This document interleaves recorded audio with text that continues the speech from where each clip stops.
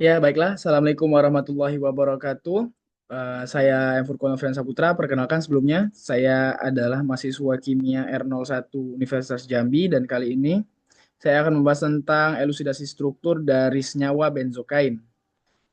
Benzokain ini sendiri adalah suatu senyawa organik yang memiliki aktivitas biologis berupa painkiller, ya, atau peredam rasa sakit, di mana benzokain ini adalah suatu senyawa yang unik dengan turunan-turunan tertentu seperti novokain, lalu kokain dan lain-lainnya. Ya, dalam dunia medis benzokain ini sangat sangat populer apalagi di zaman-zaman 1990-an. Dan kali ini kita akan membahas tentang elusidasi struktur dalam hal sintesis ataupun menganalisis senyawa benzokain. Ya, ini adalah spektrum daripada HNMR yang dimana kita tahu di sini ada 5 peak ya, ada 6 peak di mana kita dapat melihat bahwasanya satunya adalah tetrametilsilan. Ini adalah spektrum HNMR, di mana TMS itu digunakan sebagai solvent ya, sebagai pengkalibrasi. Lalu di sini kita lihat ada satu peak, kita tandai saja ini adalah peak A, B, C, D, E. Nah, kita punya 5 peak ya, 5 peak di mana A, B, C, D, E dan kita dapat melihat bahwasanya yang A ini adalah triplet ya. Kita sudah melihat tandanya di sini ya. Dan memiliki interpretasi tiga tiga hidrogen. Dan di sini kita melihat multiplikasinya itu di B ini adalah kuartet dengan 2 hidrogen dan di sini adalah singlet di C dan di D kita melihat ada multiplet duplet ya, multiplikasi duplet di sini dan di sini kita melihat juga duplet di mana ini sama-sama memiliki 2H. Nah, teman-teman, untuk menganalisis HNMR kita harus melihat bahwasanya beberapa data interpretasi lainnya seperti multiplet dan juga splitting. Dan kita lihat di sini bahwasanya kita memiliki interpretasi 3H di sini yang dapat mengindikasikan bahwasanya ini adalah CH3, teman-teman. Nah, CH3 di sini kita dapat mengetahui bahwasanya di dalam struktur benzokain CH3 itu selalu di depan di depan ya, di depan. Karena dia tidak memiliki tetangga lagi. Kenapa? Karena C itu memiliki tangannya sebanyak 4. Nah, jadi sudah dipakai 3H. Dan di sini kita melihat bahwasanya triplet ya, artinya dia memiliki tetangga yang dimana nilainya itu setara multiplikasi dikurang satu, n kurang satu. Dan triplet artinya itu 3 dikurang satu 2. Dan kita tahu bahwasanya ini mengindikasikan bahwasanya dia berikatan 2 hidrogen. Yang dimana dapat kita ketahui bahwasanya yang sangat mungkin adalah CH2.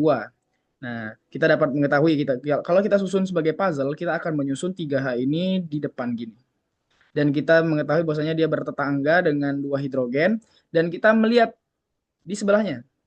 Kita melihat di sebelahnya. Ya, kita melihat indikasi adanya 2H di bagian B dan C ini. Ya. Dan kita melihat bahwasanya yang di bagian B ini dia memiliki multiplikasi berupa kuartet yang artinya dia berikatan dengan tetangganya yakni 3 karena kuartet itu 4 dikurang satu dan akan menghasilkan ya 3 ya, tiga interpretasi. Sehingga dapat kita ketahui bahwasanya T dan Q ini linear satu sama lain, artinya saling berikatan. Ya, jadi dapat kita susun CH3 dan CH2 di sini. Oke, karena di sini kita melihat dalam struktur benzokain itu ada O, artinya dia akan bergeser sedikit. Ya, akan lebih downfill. Kenapa? Karena O merupakan gugus elektron negatif. Tetapi nanti kita bahas kenapa dia berada di tengah dan tidak terlalu downfill. Ya, ya. Kita lanjutkan, kita memiliki peak singlet di sini 2H, yaitu artinya dapat kita pastikan bahwasanya dia juga cenderung cenderung cenderung ini ya, cenderung tidak memiliki ini ya, tidak memiliki tetangga ya, tidak memiliki tetangga karena singlet dan ya kita tahu di sini bahwasanya yang tidak memiliki pasangan tetangga hidrogen itu adalah yang berada di nitrogen. Sedangkan benzokain ini adalah suatu senyawa dengan rumus molekul C9H11 NO2 ya. Ya, dapat kita ketahui bahwasanya dia singlet peaknya, artinya tidak memiliki tangga dan kita mengetahui bahwasanya dia akan berikatan dengan nitrogen. Ya, dia akan berkaitan dengan nitrogen langsung. Lalu kita akan membahas dua peak ini, peak dari D dan juga E. Dua-duanya sama-sama duplet, teman-teman. Nah, kita juga dapat melihat dari interpretasi di ppm-nya, di ppm-nya. Dari interpretasi D dan E ini kita tahu bahwasanya mereka ini kurang lebih sama. Yang artinya ini dapat mengindikasikan bahwasanya terjadi eh, linear ya, terjadi chemical environment yang kurang lebih sama ataupun stabil ya, bukan bukan stabil tapi benar-benar dibaca itu dalam satu lingkungan yang sama ya, chemical environmentnya itu sama. Nah, jadi kita dapat mengindikasikan bahwasanya peak C dan E ini merupakan suatu siklik ya, suatu siklik ya, karena dia berada di rentang 6 sampai 8, ya itu juga mengindikasikan bahwasanya terbentuknya siklik ya, dan 2H duplet. Jadi dia memiliki chemical environment yang kurang lebih sama, dan kita dapat mengindikasikan bahwasanya 2H ini berada di bagian sini dan di bagian sini serta di bagian sini dan di bagian sini. Ya, kita dapat melihat ya, seperti seperti itu ya. Jadi kita dapat mengetahui bahwasanya itu jelas adalah siklik, dan kita dapat melihat dia agak berada di downfield. Maka maka dari itu ya kita tahu bahwasanya dia langsung berikatan dengan karbonil ya, dengan gugus karbonil di sini dan juga dengan gugus nitro di sini. Ya, begitu. Jadi dia cenderung downfield. Oke. Ya, begitu untuk HNMR. Kalau kita lanjutkan ke spektrum kita yang lain ya. Ya, itu adalah CNMR. Oke. Karena kita lanjutkan, ini adalah molekul analisis daripada elusidasi CNMR atau NMR karbon ya, yang menganalisis tentang karbon-karbon inti karbon ya, C12, 13 ya, begitu-gitu ya. Kita dapat melihat di sini ya, ini adalah peak proton decouplednya. Ya, kita dapat melihat di sini ada tetramethyl juga sebagai uh, pengkalibrasi lah, pengkalibrasi, dan kita dapat melihat ada A, B, C, D, E, F, G. Ya, kita ada G sampai G ya. Kali ini karena kita memang menganalisis suatu sampel yang cukup kompleks, maka dari itu peak yang timbul pun juga agak agak panjang ya. Kita dapat melihat bahwasanya peak A itu dia kuartet, lalu peak B itu juga triplet, peak C itu duplet, D itu singlet, E itu duplet, F itu singlet, dan G itu singlet. Ya. Sebenarnya kalau dalam analisis CNMR spektrum pada CNMR itu multiplet itu dibaca sebagai proton juga ya. Itu dibaca sebagai proton. Ya, karena itu peak yang didapat itu cuma satu-satu, karena yang dianalisis itu memang karbon. Oke. Kita analisis satu-satu. Nah, dalam analisis CNMR kita juga memiliki suatu database untuk memudahkan kita ya. Berdasarkan database itu kita dapat melihat ya bahwasanya dalam rentang 120 sampai dengan 160 itu diindikasikan sebagai siklik ya, sebagai siklik ya, sebagai siklik. Jadi kita dapat mengkonfirmasi ya, 120 sampai 160 ini SDS ini itu merupakan suatu siklik. Oke, kita dapat mengetahui bahwasanya itu adalah suatu benzen ya, suatu benzen. Ya, lalu kita akan menganalisis hal lainnya, hal lainnya. Kita dapat melihat ini adalah kuartet ya, kuartet. Artinya dia juga memiliki hidrogen ya. Ini kita kita bahas mengenai hidrogen. Jadi kurang lebih kita analisis dengan cara yang sama seperti HNMR tadi. Oke, dapat kita lihat bahwasanya ini kuartet berada di sini, triplet yaitu berada di situ. Lalu dengan mengabaikan yang udah kita ketahui tadi, kita dapat menentukan ya karbonnya berada di mana saja, dan kita berhasil mengkonfirmasi bahwasanya senyawa ini memiliki 9 karbon. Dan kita akan membandingkan hasil dari HNMR dan CNMR ini, dan kita akan melihat kesesuaian antara keberadaan karbon dan juga hidrogennya. Maka dari itu kita akan mendapatkan suatu hasil elusidasi struktur yang cukup sempurna jika kita bandingkan antara HNMR dan juga CNMR, teman-teman. Oke, kita beralih ke mass spektrum ya. Jadi mass spektrum ini cukup unik, teman-teman, karena dia yang dianalisisnya adalah kehilangan suatu masanya ya, masa daripada suatu molekul tadi. Nah, mass spektrum ini pun bekerja dengan menembakkan dua elektron ya, menembakkan dua elektron dan akan terjadi beberapa pembelahan ya, bisa pembelahan berlanjut ataupun homolisis, heterolisis dan juga hemiheterolisis. Jadi di sini kita dapat melihat ada struktur benzokain ya. Karena kalau mass spektrum ini biasa kita membandingkan dengan langsung database yang ada. Nah, tapi kita akan membahas beberapa titik-titik pembelahan, ya, titik-titik pembelahan. Di sini dari interpretasi peak-peak yang ada pada mass spektrum ini kita dapat melihat kita fokus pada 4 peak saja ya, karena 4 peak ini sudah kelihatan ada ininya, ada angkanya ya, ada 165 dan di sini M plus ya, M plus ini artinya ya bisa dibilang ini adalah masa awal lah, masa awal. Dan kita dapat melihat base peak atau puncak paling tingginya itu di 120. Lalu ada 92 dan di sini ada peak-peak yang tidak teridentifikasi berapa masa yang terbaca gitu. Dan kita akan bahas awal-awal lalu di mana letak pembelahan pertama terjadi. Nah, 165 ini terjadi itu pertama kali akan kehilangan elektron ketika ditembakkan oleh dua elektron dari spektroskopi massa itu berada di O ini. Ya, berada di O ini ya. Oh, sorry. Ya, berada di O ini. O ini akan kehilangan satu elektron dan akan memiliki satu proton. Ya, begitu. Jadi dia akan terbaca 165. Ya, begitu. Lalu bagaimana dengan 137 ini? Ya, 137 ini itu terindikasi bahwasanya pemecahan daripada ester. Jadi kita akan melihat bahwasanya ketika diserang oleh elektron dia akan terjadi pembelahan secara hemihetero ya. Ya, dia akan terjadi secara hemihetero menghasilkan di sini akan menghasilkan karbokation, C karbokation dan di sini akan menjadi eh, ya akan menjadi radikal ya. Dan oh sorry yang di sini ya, yang di sini akan menjadi ini homolisis ya. Dan di sini akan menjadi karbokation. Ya, karena di sini ada pasangan elektron bebas. Dan yang terbaca di spektrum massa itu adalah yang ini untuk 137. Oke. Lalu kita melihat base peak. Base peak di sini 120. Nah, base peak di sini adalah memiliki abundance yang tinggi ya, keterlimpahan yang tinggi dalam dalam spektroskopi massa ya ketika dibaca ya.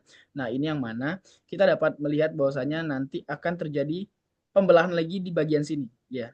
Ini akan terjadi suatu homolisis ya, suatu homolisis yang dimana nantinya uh, ini akan terjadi pembelahan menyebabkan terbentuknya ion asilium di sini. Jadi akan terbentuk rangkap tiga di sini ya. Terbentuk rangkap tiga dan membentuk ion asilium secara homolisis juga dia akan membentuk ion asilium di situ. Dan yang terakhir itu ada peak sebesar 92. Nah, ini cukup unik teman-teman peaknya karena dia akan langsung memutus di bagian benzin ini secara heterolisis. Ya, secara heterolisis dia akan terbentuk di sini. Ya, tadi yang ion asilium akan dibaca ya dibaca di bagian sini ya, di bagian sini dan di bagian 92 ini dia akan kembali melakukan heterolisis dengan perpecahan itu di sini ya. Oke. Oke, dan saat itu terbentuklah karbokation di benzen ini lalu akan terbaca di dalam spektrum massa seperti ini. Dalam database itu kita akan lebih mudah membaca dan membandingkan hasil-hasil daripada elusidasi tentang spektrum massa ini, teman-teman. Ya, kita berlanjut. Sebentar. Ya. Ini adalah UV spektrum ya, spektrum UV vis. Spektrum UV vis ini biasa digunakan untuk mengelusidasi peak-peak berdasarkan tembakan daripada sinar tampak ataupun ultraviolet ya. Kita dapat melihat di sini ada spektrum UV dan kita akan fokus pada satu ini satu satu hal di sini. Ya, ini adalah peak ya, cenderung condong peak ya, peak jurang lembah itu, lembah atau ya peak lembahnya lah gitu. Nah, dalam menganalisis UV spektrum ini kita harus mengetahui beberapa hal tentang kromofor dan lain-lainnya, teman-teman. Bahwasanya peak sekitar 200 itu jika terbentuk di data UV itu akan menunjukkan bahwasanya ikatan ikatan sigma itu akan tereksitasi menjadi sigma antibonding dan juga pi akan tereksitasi menjadi pi antibonding di situ. Itu jika kita memiliki peak-peak yang cukup tinggi. Nah, dapat kita lihat bahwasanya kita memiliki peak di sini dan kita harus tahu dulu tadi kromofor. Nah, di bagian sini teman-teman, di bagian sini kita akan fokus pada C di bagian sini. Kenapa? Karena ini adalah pembentuk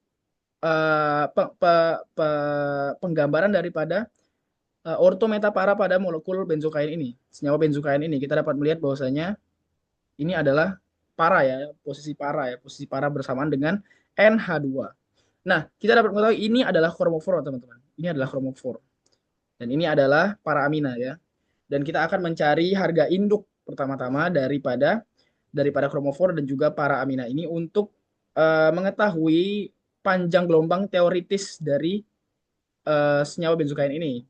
Nah, jika kita hitung itu akan menghasilkan ini O alkil ya. O alkil ini itu akan menghasilkan ya O alkil ini akan menghasilkan 58 nanometer itu dan para amina ini akan terbentuk di 230 nanometer dan kalau kita jumlahkan itu akan menghasilkan peak di 500 sorry di 288 nanometer. Peak teoritisnya itu sebesar 288 nanometer.